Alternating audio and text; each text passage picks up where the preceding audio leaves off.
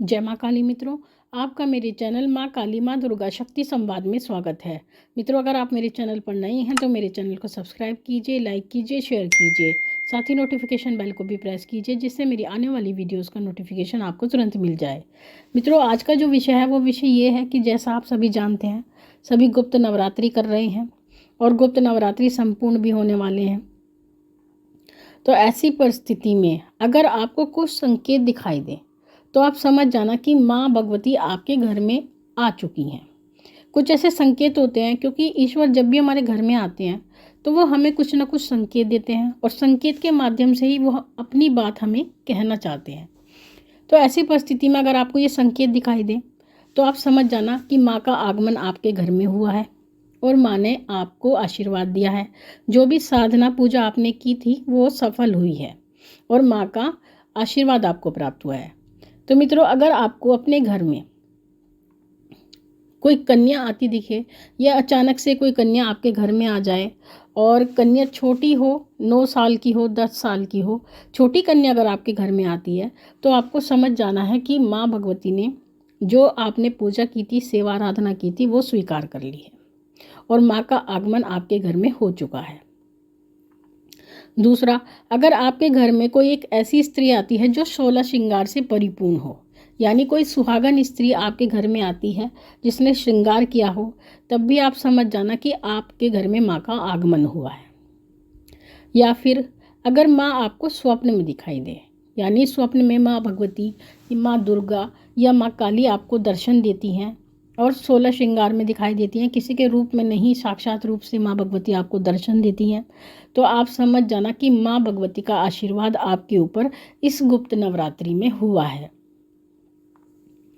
अगर आपको स्वप्न में कलश दिखाई देता है, यानी जल से भरा हुआ कलश दिखाई देता है, पीतल का कलश दिखाई देता है, चांदी का कलश दिखाई देता है, तो एक शुभ संकेत माना जाता है। यानी कलश जो होता है वो माँ का ही प्रतिरूप होता है, क्योंकि माँ की पूजा में कलश की स्थापना अवश्य की जाती है। इसलिए अगर आपको कलश दिखाई देता है तो ये आपके लिए बहुत शुभ संकेत है, माँ भगवती का संकेत है। अगर आप पूजा कर रहे हैं और पूजा करते समय अचानक से जो पुष्प आपने माँ भगवती के लिए चढ़ाया था, माँ की फ़ोटो पर चढ़ाया था, माँ की मूर्ति पर चढ़ाया था, अचानक से वो गिर जाता है, यानी अगर आप ध्यान कर रहे हैं वो तब पुष्प नहीं गिरता है, जब आप ध्यान करने के बाद आंखें खोलते हैं और आंखें खोलते ही वो पुष्प तुरंत आपके सामने फ़ोटो से गिर जाता है, तो इसका अर्थ यह है कि माँ की कृपा आपके ऊपर हुई है। जो पूजा साधना आप इस गुप्त नवरात्रि में कर रहे हैं उसे माँ भगवती ने स्वीकार किया है। इसी प्रकार से अगर माँ के पास रखा हुआ कोई फल प्रसाद लुढ़क जाता है, यानी आपने माँ भगवती को भोग अर्पण करा था या कोई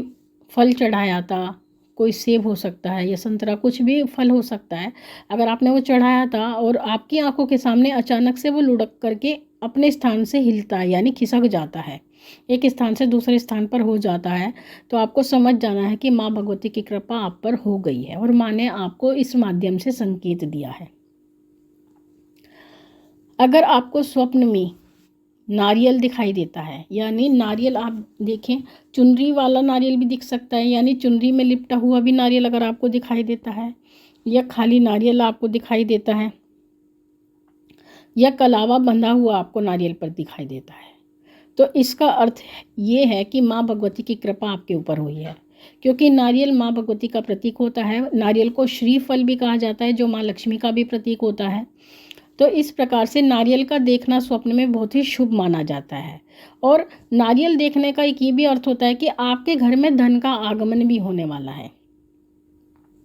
यानी नारियल के माध्यम से माँ भगवती की कृपा भी आपको प्राप्त हो रही है और आपके घर में कहीं ना कहीं धन का आगमन भी बहुत जल्दी होने वाला है, अगर आप गुप्त नवरात्रि में इस प्रकार का स्वप्न देखते हैं। अगर आपको स्वप्न में चुनरी दिखाई देती है, माँ की लाल चुनरी, माँ की काली चुनरी, माँ काली की पूजा करते हैं तो काली चुनरी भी दिखाई दे सकती है, माँ की लाल चुनरी अगर आपको दिखाई देती है माँ दुर्गा की, तो ये भी एक शुभ संकेत होता है कि माँ ने आपको दर्शन दिए हैं, माँ की कृपा आपको प्राप्त हुई है चुनरी के दर्शन के माध्यम से, क्योंकि चुनरी होता ही है, नारियल होती है, माँ के 16 श्रृंगार होते हैं, इन सब में माँ का वास होता है, क्योंकि माँ को ये सभी चीज़ें बहुत प्रिय हैं। साथ ही रात को सोते समय अगर आपको किसी पायल की आवाज़ सुनाई देती है, छन छन की आवाज़ आपको सुनाई देती है, या आप अचानक से नींद से जागते हैं तब आपको छन छन की आवाज़ सुनाई देती है और उस आवाज़ को सुनने से आपके रोंगटे खड़े हो जाते हैं, आपके शरीर में एक रोमांच भर जाता है, तो आपको समझ जाना है कि माँ की उपस्थिति आपके घर में हो चुकी है, माँ की कृपा आपके ऊपर हो चुकी है और माँ माई ने आपके ऊपर बहुत बड़ी कृपा की है, तभी आपको ऐसा संकेत दिया है। अगर आप स्वप्न में माँ के भवन के दर्शन करते हैं गुप्त नवरात्रि में, या गुप्त नवरात्रि पूर्ण होने के बाद भी अगर आप माँ के भवन के दर्शन करते हैं, माँ के मंदिरों के दर्शन करते हैं, तो भी इसका अर्थ यही है कि माँ की कृपा आपके ऊपर हुई है। अगर आप पूजा कर रहे हैं, गुप्त नवरात्रि की पूजा कर रहे हैं, या गुप्त नवरात्रि समाप्त होने के बाद अगले दिन या उससे 2-3 दिन बाद भी अगर आप माँ की पूजा कर रहे हैं और पूजा करते समय माँ की जो फ़ोटो है या माँ की जो मूर्ति है उस पर अगर आपको माँ के चेहरे में कोई भाव दिखाई दे,